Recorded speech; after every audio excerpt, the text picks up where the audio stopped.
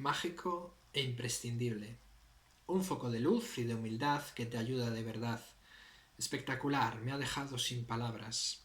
Estos son los comentarios y las reseñas que podemos leer en las opiniones del nuevo libro del experiodista de Vanity Fair, Curro Cañete, ahora reconvertido en un coach de éxito. El libro se titula El poder de confiar en ti. Aprende a tener fe en ti y conseguirás lo que quieras. Resulta enormemente fascinante cómo cada cierto tiempo aparecen autores que consiguen un notable triunfo editorial y cómo son alabados y recomendados de forma totalmente irreflexiva y acrítica tanto por sus lectores como por los medios de comunicación que se prestan a darles audiencia sin pensar en las bases de lo que están ayudando a promocionar. Yo mismo referí un episodio semejante al hablar de la trilogía Superventas de la coach Ruth Nieves, autora que por cierto guarda devoción complementaria con este otro autor. A este libro se han sumado las recomendaciones de deportistas profesionales como Ricky Rubio y actrices como Lidia Bosch o Noria Gao. El libro está compuesto por unos 6 capítulos que se lee aproximadamente en una hora de duración. Es fácil y ligero y bien adornado con frases de algunos científicos y con enseñanzas de Osho. ¿Sabéis quién es Osho? Osho es Rajneesh. Es tristemente conocido. Hoy día es más conocido debido a un documental de Netflix que podéis ver en la plataforma que se llama Wild Wild Country. Y también con otras frases que podemos encontrar por ahí, como por ejemplo Alejandro Jodorowsky, el famoso artista y psicomago chileno. Bien, al final del libro hay una serie de lecturas recomendadas que bajo el epígrafe lecturas que pueden ayudarte y creo que es importante porque los referentes de un autor nos da idea de qué clase de autor nos vamos a encontrar dentro del libro. Bien, Curro recomienda a gente, y me echa un vistazo por encima y ve por ejemplo a Eben Alexander, aquel neurocirujano que sufrió la encefalitis y al sobrevivir se convirtió en un autor superventas de autoayuda, ya que se trajo con él la presunta prueba de la existencia del cielo. Alexander, como ya sabéis, ha sido frecuentemente criticado y puesto en cuestión, desde publicaciones como el Skeptical Inquirer y criticado por autores como Sam Harris o el propio Oliver Sacks, que pusieron en duda su modelo científico. El Dr. Wendayer, como no, y su libro El poder de la intención, es un autor clásico que empezó bastante bien con Tus zonas erróneas, que era una adaptación de la terapia racional emotiva de Albert Ellis, pero que terminó derivando hacia un modelo New Age, hacia el curanderismo, hacia las pseudociencias e incluso hacia el origen emocional de la enfermedad. Yo mismo escribí un artículo explicando esta deriva y os lo dejaré aquí abajo por si lo queréis leer. Se llama Las zonas erróneas de Wayne Dyer. A nivel de salud y a nivel médico, Curro tiene como referencia a Odile Fernández. Odile es una médico superviviente de 2 procesos cancerígenos que recurrió a la medicina convencional para tratárselos.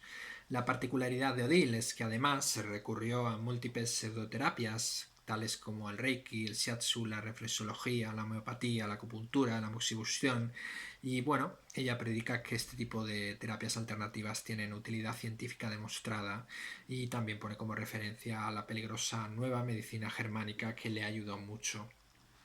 Y bueno, sin ánimo de ser exhaustivos, tenemos también a Luz Selehai, que es la madre del movimiento New Age de la época actual, que con su bestseller Usted puede sanar su vida y su todopoderosa editorial de Hay House alberga y difunde a cualquier persona que comulgue con este tipo de postulados. Es también la generadora, ya lo he dicho en otras ocasiones, de primitivas listas del origen emocional de la enfermedad, soltando auténticas perlas acerca de las emociones ocultas detrás de las cuales se esconderían, emociones que se esconderían detrás de las enfermedades físicas.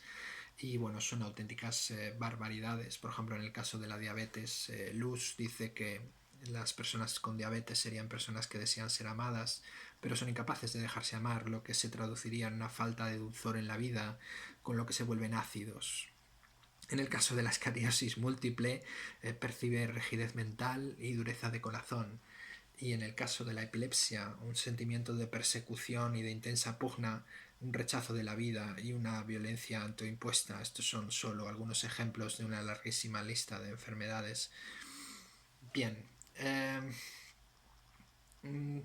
como me gustaría utilizar, no me gustaría ser exhaustivo en estos autores, ya que los he comentado en alguna ocasión, sino que me gustaría de alguna forma desgranar este tipo de coaching, este tipo de publicación de estos coaches salidos de la nada, cómo actúan, qué clase de ideología tienen detrás para conseguir convencer a tanta gente, para que la gente tenga tan buenas reseñas acerca de esto. ¿Es algo original o es algo que ya hemos leído un montón de veces? ¿Es válido lo que dicen o no es válido?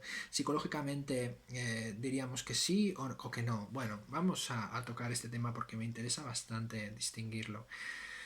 Es un clásico, ¿no? Lo primero que nos dice Curro es que hay una distinción entre la gente dormida y la gente despierta. No solo se da esta distinción en el ámbito de las conspiraciones, sino también en estos libros de autoayuda.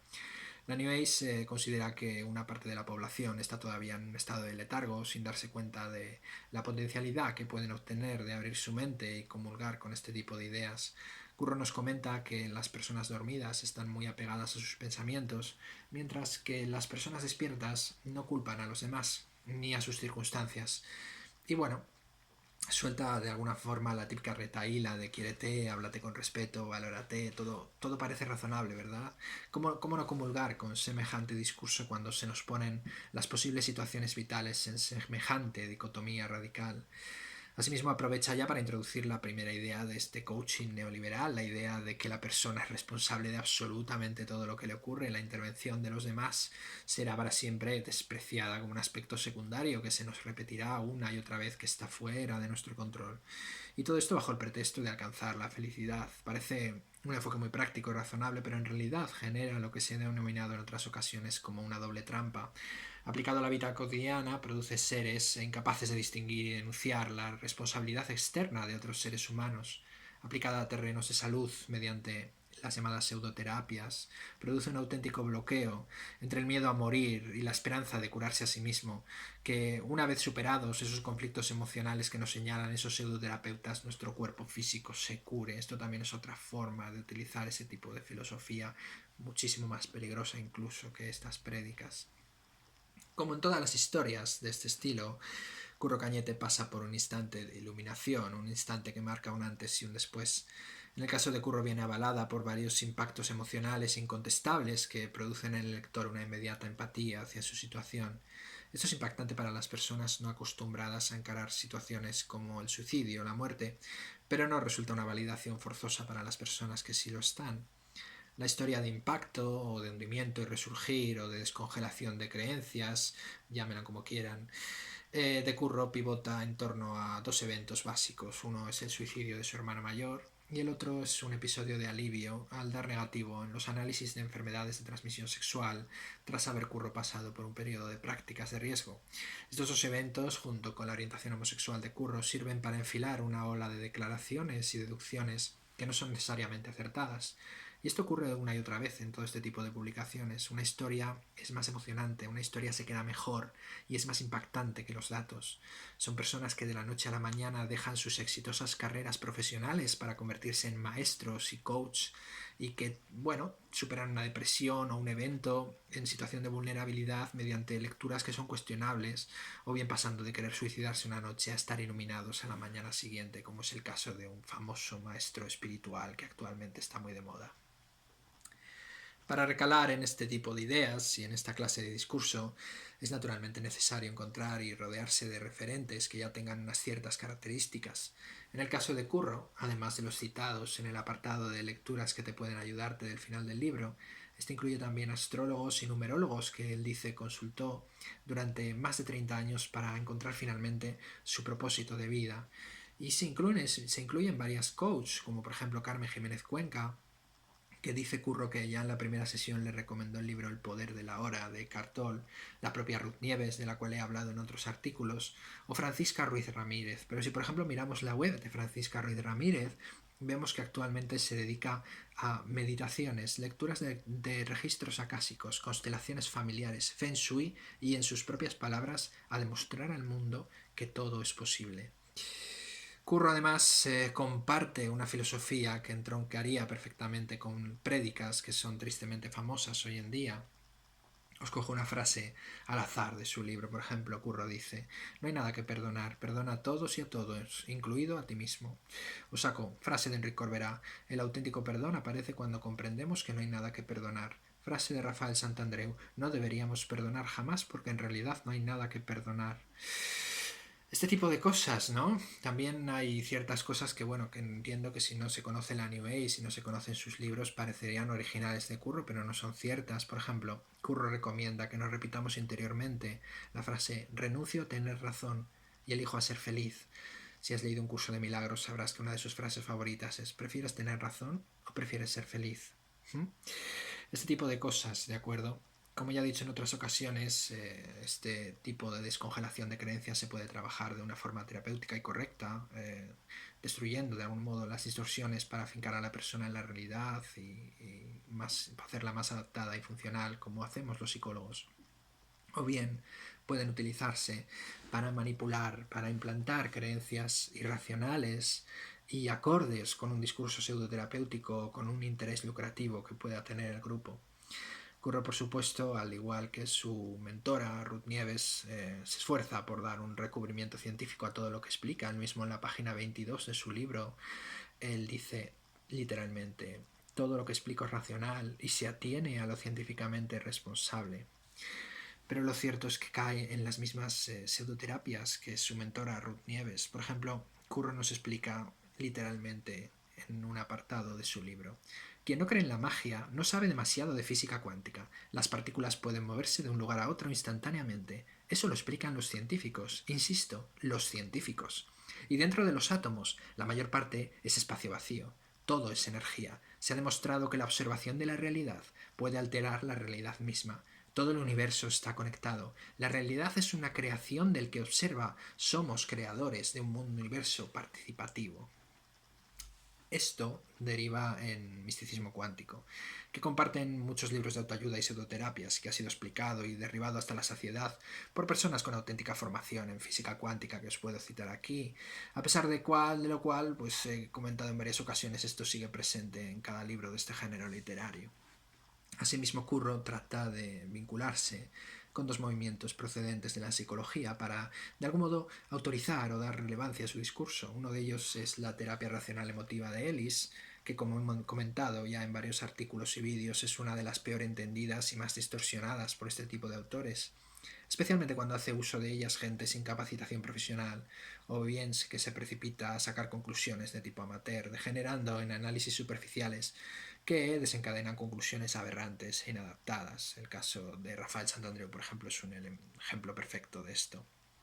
Curro también cita en su libro la corriente del análisis transaccional, que creo que estuvo muy de moda en los 70, pero muy superficialmente explicado, por ejemplo, con la prédica equivocada de que debería primar el estadio adulto. Esto es incorrecto. Yo, de algún modo, he estudiado con gente que sabía bastante de análisis transaccional y veo que Curro ha leído por encima las cosas. No ha leído a Steiner, no ha leído a Harris, no ha leído a Bern. Y bueno, creo que esta gente le habría aclarado, estos autores le habrían aclarado que el estado de Pan posee funciones importantes de forma total. Es decir, este enfoque muchas veces, por ejemplo, representa las patologías en modo a estos tres círculos cuando están equilibrados. No predica que tú hagas predominar el A racional y sin sentimientos por encima de los otros dos estados. Yo personalmente no soy muy partidario de esta teoría, al igual que en el caso de la TR de Ellis, pero las interpretaciones amateur y las distorsiones que generan estas lecturas superficiales y la ineptitud profesional muy propia de cierta clase de coaching que picotea de todas estas tendencias, pero se muestran incapaces de profundizar en ninguna de ellas o de comprender lo que creen haber hallado. Entonces nos encontramos con eso, ¿verdad? Con una teoría idiosincrásica, con una serie de experiencias propias que están más o menos distorsionadas. Y ahí lo explica Curro, que su libro de lo que trabaja realmente es dando visualizaciones, meditaciones guiadas y prescribiendo afirmaciones positivas. Se sitúa también en la línea de las emociones tóxicas, como lo pregonado por el bestseller, el teólogo y psicólogo Bernardo Stamateas, ¿verdad? Él dice que, bueno, Curro dice que hay gente que dice que las emociones son siempre positivas, pero que no está de acuerdo. Él dice que hay emociones tóxicas. Bien. ¿Qué técnicas e ideas pseudoterapéuticas utilizaría Curro en este libro? Bueno, pues derivado sin duda de las lecturas anteriores, en especial de Lucille Hay, que fue una gran defensora y representante del poder de las afirmaciones positivas, Curro nos explica que el gran descubrimiento de su vida consiste en haberse dado cuenta de que debemos decirnos a nosotros mismos cosas positivas, enfocarnos en lo positivo y no en lo negativo. Y que eso hará que nuestro subconsciente, que por cierto lo considera todopoderoso, pues nos deje de jugar malas pasadas. Y para ello propone pues la técnica de las afirmaciones o de los decretos. Primero explica que las afirmaciones siempre dan resultado. Atención a ese siempre, que él la recomienda en su consulta y que necesitaremos hacer miles de afirmaciones durante un año o incluso más. Asimismo se saca afirmaciones de la manga, como que por ejemplo tenemos 90.000 pensamientos al día. Bien, a mí me sorprende cómo la cantidad de pensamientos ha ido aumentando libro tras libro que leo. Libro tras libro que leo, al principio eran 30.000, luego 60.000, ahora son 90.000. Esos son 32.850.000 pensamientos al año. Porque sí, porque lo digo yo, porque lo dice Curro Cañete, 32.800.000. Vamos a ver, otro matriz típico de este tipo de técnicas, que las afirmaciones también hay que hacerlas en presente, ¿no? Tienes que decirlo ya, porque claro, el subconsciente no distingue entre el pasado y el presente, entre lo imaginado y lo real. Y entonces si decimos un quiero o decimos un pasará, el subconsciente nos colocará eso siempre fuera del alcance, ¿eh? Esto parece muy novedoso, pero en realidad ha aparecido ya en decenas o incluso cientos de publicaciones de este estilo y por supuesto no tiene ninguna base científica ni tiene nada que ver con la psicología ni con el logro de objetivos. También hay sincronías y milagros. El giro de creencias de Curro es, por así decirlo, teísta. Es curioso porque cree en ese Dios que está por encima de todas las religiones, ese Dios que a la nueva era le ha dado un montón de nombres. El movimiento le ha dado nombres como universo, energía universal, conexión, Cristo interior, bueno, y que se manifiesta a través de las llamadas sincronías. Sincronía es un término adquirido del discípulo de Freud, el psicólogo suizo Carl Gustav Jung. Las sincronías, en este caso, en este tipo de literatura, son coincidencias o señales que el universo nos da en la realidad física y que se manifiestan en respuesta a una petición de algún modo expresada mentalmente, una petición de ayuda. Curro nos dice que debemos abrirnos a las sincronías, nos dice que debemos liberarnos de los mundos de la razón, porque al fin y al cabo desconocemos los más profundos misterios de la vida. Y que él, por supuesto, como no, y esto es otro tópico típico de todo este tipo de coaching, es que él antes era una persona súper escéptica, una persona muy escéptica, hasta que conoció a personas más abiertas y transformó su mente y sus conexiones neuronales. Curro desafía los límites de nuestra razón con este tipo de preguntas que os voy a leer. Por ejemplo, Curro dice: ¿no te parece milagroso, o cuanto menos extraño, vivir en un planeta azul suspendido en el espacio que da vueltas alrededor de una bola enorme de gas ardiente y con una luna que mueve mares? A mí no me parece muy lógico. Además, le pregunté a mi padre si creía en Dios y él respondió, señalando el mar, la playa y el cielo: no, hijo, si te parece todo esto lo ha creado una vaca. Pueden parecer respuestas muy impresionantes o preguntas muy impresionantes y decisivas, incluso definitivas para mucha gente, impresionable, pero hay explicaciones alternativas a la creación del universo entre Dios y una vaca. E incluso es bastante posible que la existencia en sí misma de los humanos no sea un milagro por ser una excepción, sino que se explica precisamente por ser la excepción. De otro modo, si nos hubiésemos no desarrollado, como demuestran los millones y millones de mundos posibles y dispersos en el universo, que bien ya no existen o que bien existirán, no tendríamos la oportunidad de preguntárnoslo a nosotros mismos. De existir no se deriva una justificación divina per se, igual que no la tiene la formación de mares o de la atmósfera. Pero Curro nos muestra más milagros para que nos sorprendamos del poder de la mente sobre la realidad. Por ejemplo, nos habla de una ocasión en la que estaba en un taller y la coach les hizo escribir sobre un botín de agua con rotulador una palabra. La palabra que escribió Curro fue confianza. La coach fue depositando gotitas de flores de Bach en cada botellín de agua. Flores de Bach es una pseudoterapia muy conocida, la podéis buscar en internet, es de tipo vibracional energética. La palabra que Curro escribió fue confianza y esa palabra, dice él, ante el asombro de la clase se borró del botellín. Después él la volvió a escribir, dejaron los botellines de clase durante toda la noche y al día siguiente, adivinad qué pasó. Se había vuelto a borrar la palabra que había escrito Curro.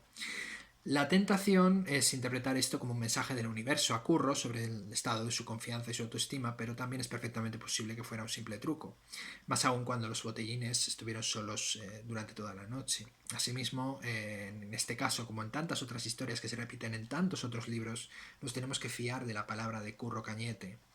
en este aspecto y aceptar el milagro de una persona que cree que la física cuántica es magia y que las afirmaciones positivas funcionan y que Dios existe debido a que la alternativa es la creación por parte de una vaca divina.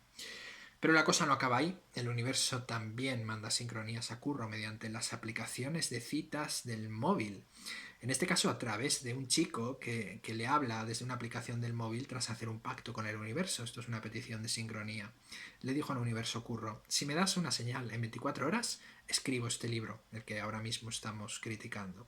Pues bien, le habló entonces por el chat un chico que se llamaba Demian, y mira usted que esa resulta que era una de las novelas favoritas de Curro, de Hermann Hesse, Demian. Bueno, a lo largo de la vida experimentamos tantas cosas y leemos tantos artículos y tantos libros que nuestra mente hace muchísimas asociaciones. De hecho, lo raro es que si nos propusiéramos ver algo, no colabore nuestra mente para hacérnoslo ver. Por ejemplo, si yo ahora os pidiese específicamente que os fijaseis en los carritos de bebés que hay por la calle y que explícitamente os diera la instrucción de, por favor, traedme al final del día un papel en el que me pongáis cuántos carritos habéis visto, pues muy probablemente llegaríais con cifras sorprendentes y diciendo qué ha pasado aquí. Pasaría lo mismo si os pidiera que buscarais el número 6, el color rojo, o que pensáis muy rápidamente en una herramienta y un color. Y la mayor parte suele decir un martillo y el color rojo. Y eso no es magia, esos son los sesgos básicos de la mente, que bueno, si eres psicólogo los conoces casi de sobra, pero bueno, parece ser que mucha gente intenta aprovecharse de eso para dar una sensación un tanto mágica, ¿no?, al tema. El sesgo de confirmación también se da en este libro y lo utiliza Curro de una forma bastante importante. Siempre tienden a fijarse en explicaciones idiosincrásicas o en falacias que no son falsables. Por ejemplo, el caso de la experiencia cercana a la muerte de Ben Alexander.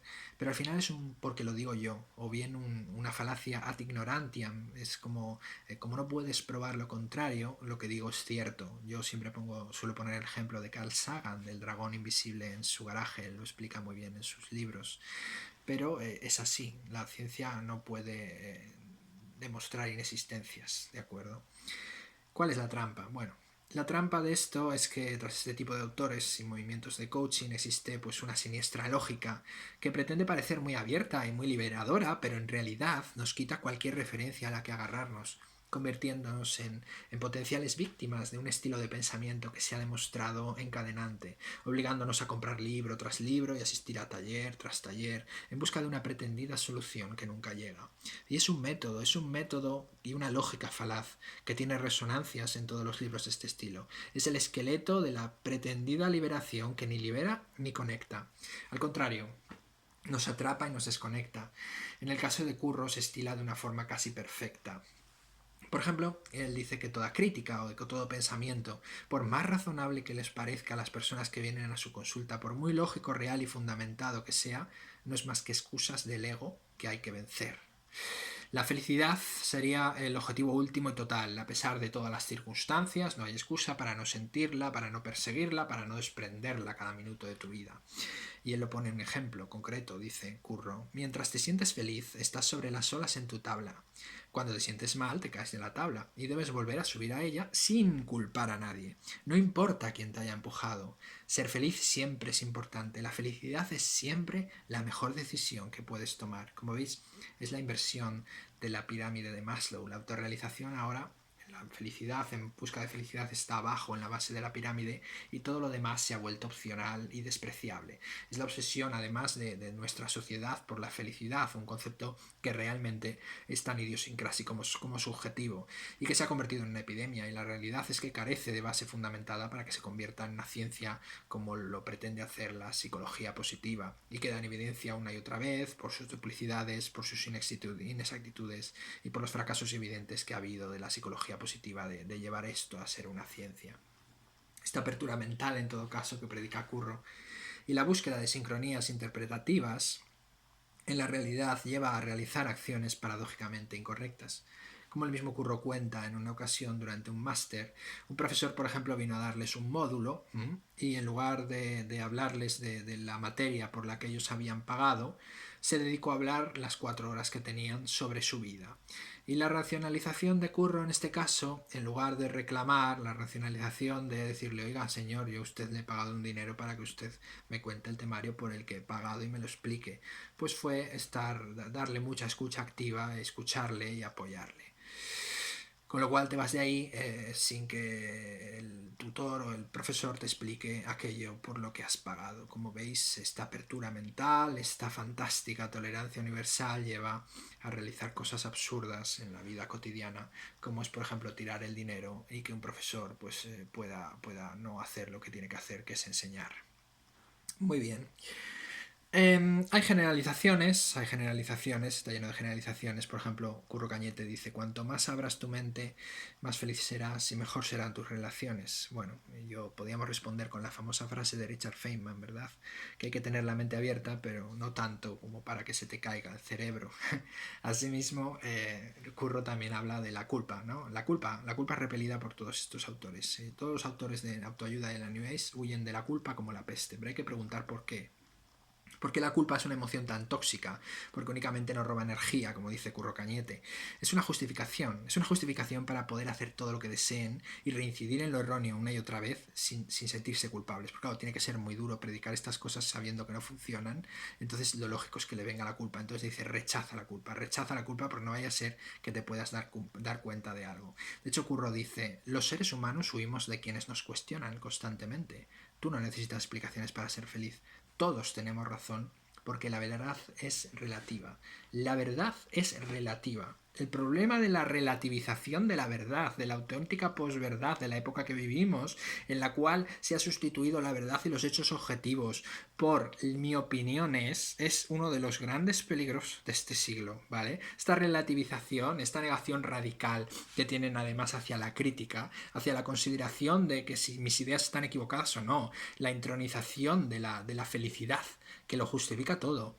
Estas son las características básicas para saber si el movimiento en el que usted está entrando, el autor que usted está escuchando, el libro que acaba de comprar, es una patraña o tiene algo de lógica, ¿de acuerdo? Y estamos listos para semejante relativización, para no sentir culpa ni remordimiento nunca más. Y digo yo, ¿qué implica eso si estás haciendo daño a alguien? ¿Qué implica eso si ejerces una pseudoterapia y le dices a las personas que repitiendo 100.000 veces soy abundante, cosa que recomienda Curro, se harán ricos?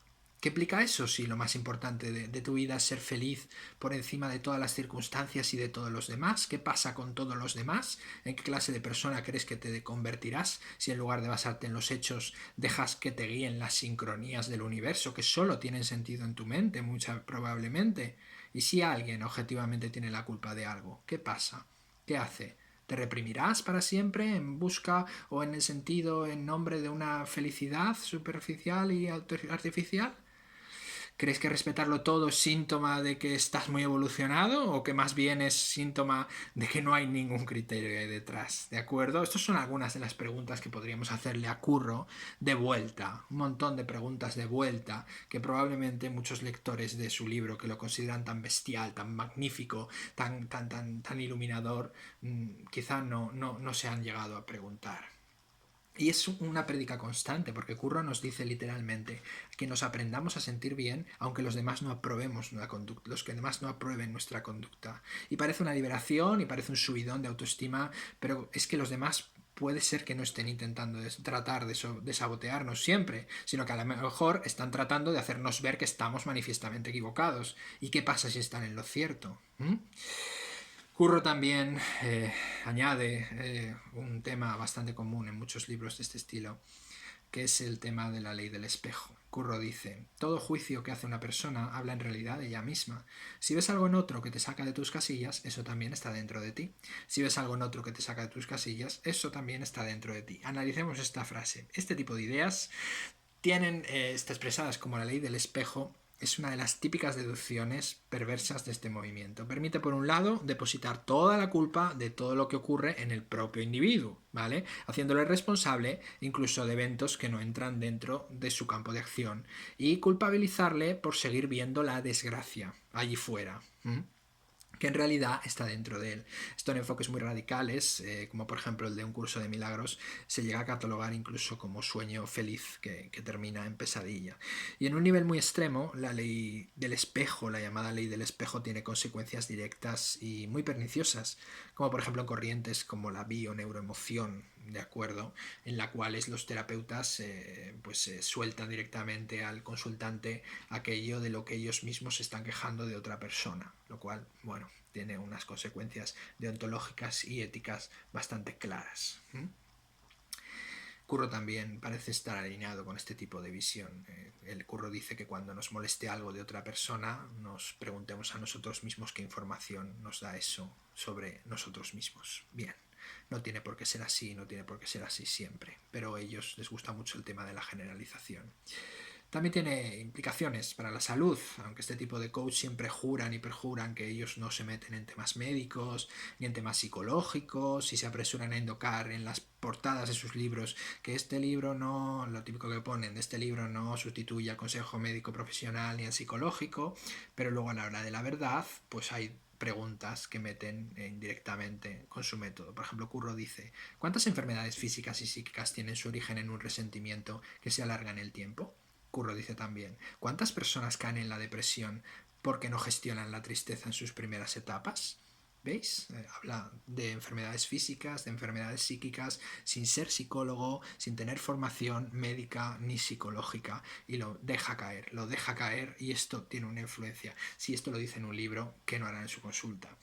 Y finalmente me gustaría hablar del impacto final. El impacto final es la historia emotiva que cubre todo el libro y que da validez de algún modo y conecta con los posibles lectores, ¿de acuerdo? En este caso es la historia del hermano de Curro. El hermano de Curro que hace que Curro termine explicando las cosas de esta forma idiosincrásica y subjetiva propia. Por ejemplo, nos cuenta Curro que hay un evento en el cual su hermano se levanta por la noche pegando gritos y decía a su hermano que veía algo que le estaba persiguiendo por casa, que tardó mucho en tranquilizarse. Y aunque hay varios temas dentro del tema de las parasomnias e incluso de los episodios psicóticos transitorios que explicarían esta conducta a su hermano, Curro decide tirar por el lado romántico y revelarnos que ahora ha aprendido que hay personas, literalmente, que sienten y ven cosas que otras personas no pueden ver ni escuchar. Y además nos comenta que recibe vibraciones de su hermano fallecido que le confirman ciertas preguntas que él hace mentalmente.